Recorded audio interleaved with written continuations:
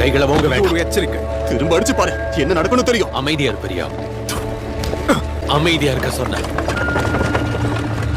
நாம ஏதாவது செஞ்சே ஆகணும். அதால என்ன சாதிக்க? உங்க மரியாதையை காப்பாற்ற முடியும். உங்களை இழிவுபடுத்தி அவமானப்படுத்தினாங்க. வானத்திலிருந்து அக்னி இறக்கி இவங்களை அழிச்சு சாம்பலாக்கிறதுக்கு அவங்கள தகுதியானவங்க. நெருப்பா? அந்த மாதிரி விஷயங்களை செய்யலாம்னு நீங்க தானே சொன்னீங்க. அந்த வார்த்தையை சொல்லுங்க, அது நடக்கணும். நீங்க விரும்பாத ஒரு பகுதியை சேர்ந்த சில ஆட்கள் உங்ககிட்ட சரியா நடக்கலங்கிறதுனால இவங்க தகுதி இல்லாதவங்கன்னு நீங்க தடையா இருக்க போறீங்களா? ஏன்னா நீங்க ரொம்ப சிறந்தவங்களா, அதிக தகுதி உள்ளவங்களா?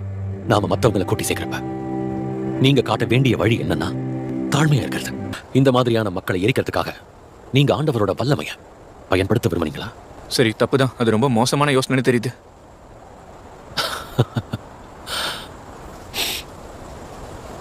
நீங்க 2 பேரும் கடல்ல வீசுற புயல் போல இருக்கீங்க.